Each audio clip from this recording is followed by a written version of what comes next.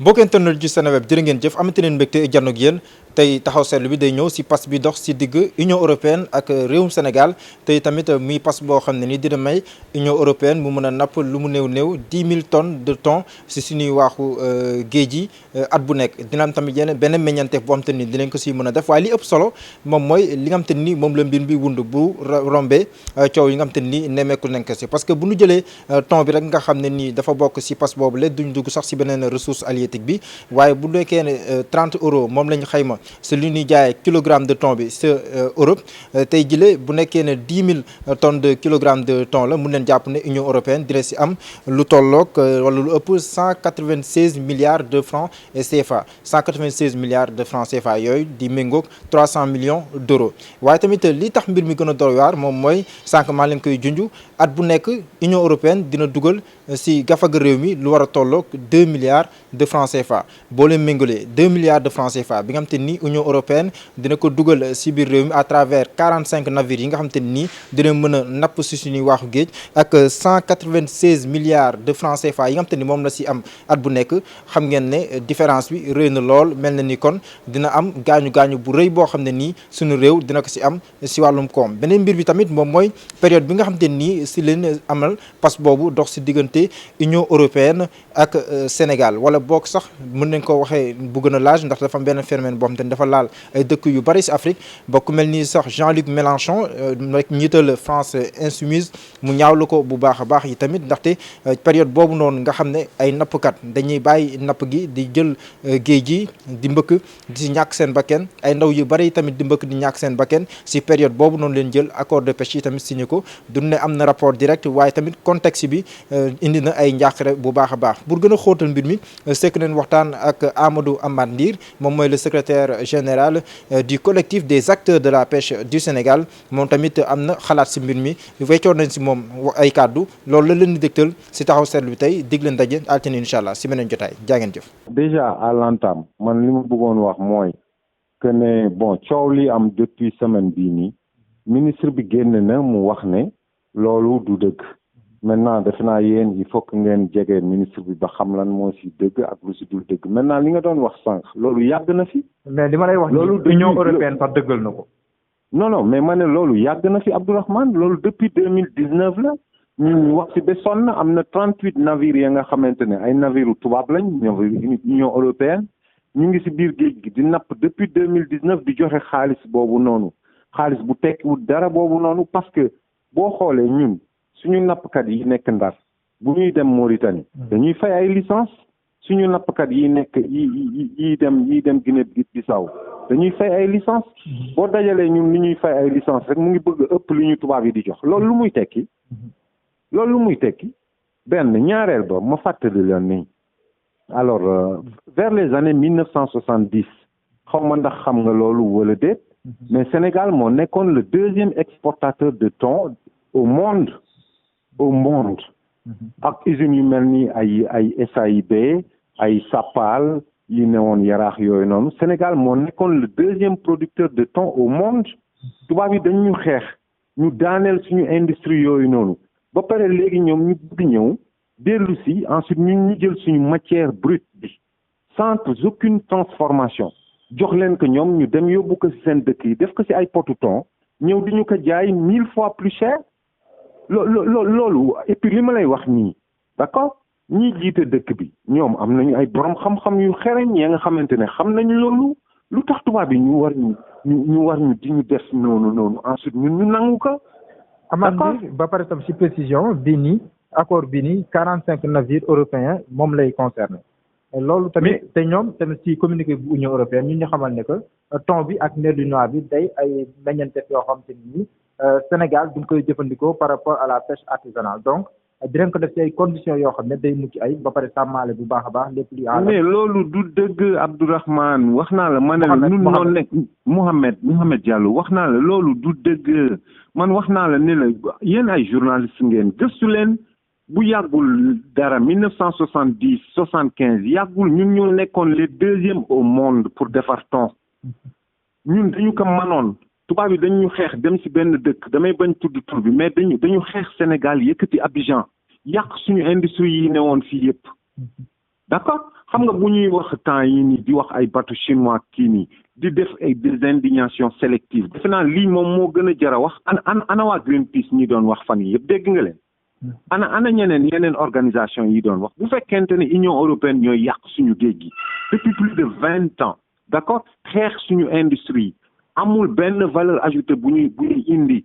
si liggéey bi ñuy liggéey amul benn transformation bu ñuy def dañuy def jën boobu noonu si ay conteneurs yóbbu ko directement sans aucune transformation mais c'est scandaleux c'est plus que scandaleux li nga wax léegi nii yàgg na fi ñun dem nañu si plateau yu ne wax nañ fu ne jooy nañ fu ne que ne tubaab bi dañuy nax booleeg encore chiffres yooyu ñu lay déclarer d'accord kan moo koy contrôler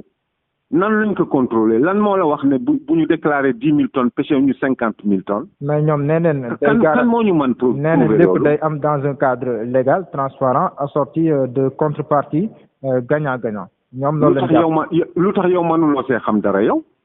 lu tax man mi nga xamante ne si napp laa juddoo ñuy contester loolu di wax ne li ñuy wax amul ban preuve la ñu am si loolu ñu bàyyi tubaab yi ñu mel ni ñun dañu amul xel mu ñu xalaate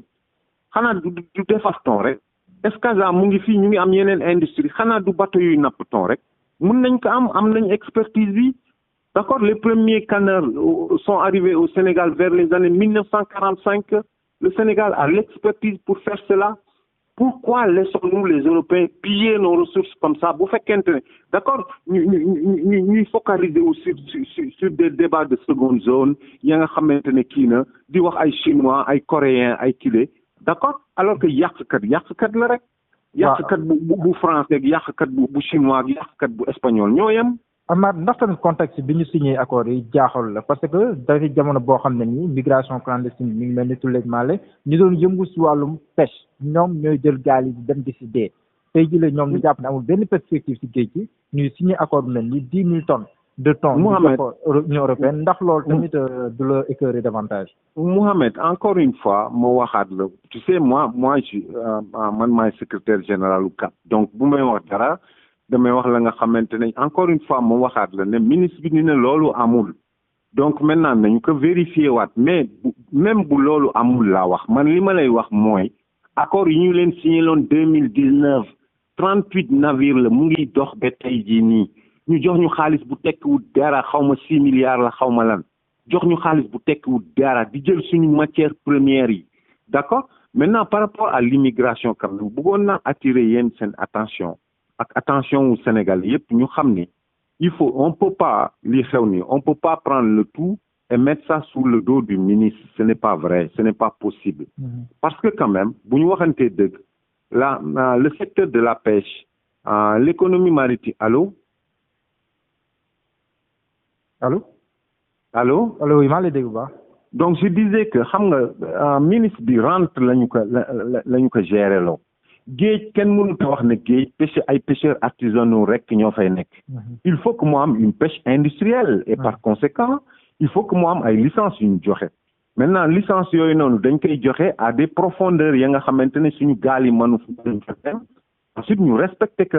fan yii nii boo ñëwee yeer man fi laa dëkk ak suñu boor yi nii gaal yi ñu ngi ñëw di yàqal suñu mbokk yi te gaal yooyu noonu di yàq noonu ku nekk xam nañ gaal ñan la gaal yiy pêché en deçà des 10 000 miles xam nañ leen. léegi ban analyse ngay def si nappkat yi nga xam te ni ñoom ñooy bàyyi napp gi léegi di dem si mbëkk mi. non wax naa la léegi ma ne la tey jii nii pour wax ne nappkat yi ñoom ñooy dem si mbëkk mi c'est faire une amalgame c'est vrai il est vrai que ñiy dem ay nappkat ñoo leen di yóbbu mais bu ñu waxantee dëgg ñii dem ñenn ñi ñu nga dëkk Louga ñenn ñi ñu nga dëkk Ziguinchor xale bi ñu wax ne dafa dee mu ngi am 13 ans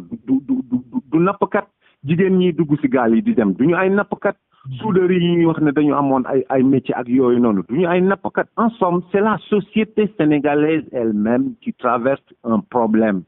et ce problème-là il faut que ñu accepter ne d'abord pour mën ko régler il faut que ñu accepter d'abord qu'il y a un problème mais ça là ce qui se pose mooy il y a un déni même on refuse de regarder le problème en face maintenant bu fekkente ne nanguñu d'abord ne dëkk bi musiba bu rëy daf ci am déjà commencé guñu régler ka mais il faut que ñu accepter que c'est la société dans son ensemble. D'accord. ñoom ñoo dëkk bi moo am problème bu rëy nit ñi di daw di dem maintenant napp gi am na ci wàll c'est vrai mais napp gi fi mu ci féete manees na kaa càmbar manees na kaa defar organiser waat napp gi organiser waat licence yi. Merci beaucoup Amath. man noonu laa gisee c'est un problème beaucoup plus profond que ça beaucoup plus global non pas que juste dañuy wax ne dañu joxe ay licence parce que boo xoolee quand même période en septembre octobre novembre Sénégal du am jën parce que jën bi ay courant ak ay mouvement marin lay suivre loolu yàgg na fi d'accord léegi mu am allo. waaw maa lay dégg bu baax. allo maa lay dégg bu baax. léegi mu am fukki at ci gannaaw mbëkk mi amoon na fi boobu fekkente ne problème mu licence yi amu fi woon donc ce n'est pas un problème juste que de licence mën na ci bokk mais le problème il est beaucoup plus profond que cela. jërëjëf Amath c'est un problème qui ba nga xamante ne dafa laal dëkk bi yépp la laal. jërëjëf gis nañu ñu fi am ay liggéey di dem maintenant suñu géej gi am na ay problème parce que loolu kenn mënu ko miim. jërëjëf Amath mën nañ ko régler boo demee Maroc am nañ géej ñooñu gën a yaatu géej pourtant organiser wu nañ ba amul coow boo demee Gambie amul coow fii nii li fi xew moom mooy secteur bi dafa am ñu ko monopoliser am ña nga xamante ne dañu ci am un monopole ba pare bëgguñu kenn liggéey ku dul ñoom loolu noonu état bi moo ñu war a woo ñu toog ñu régler ko. jërëjëf Amath.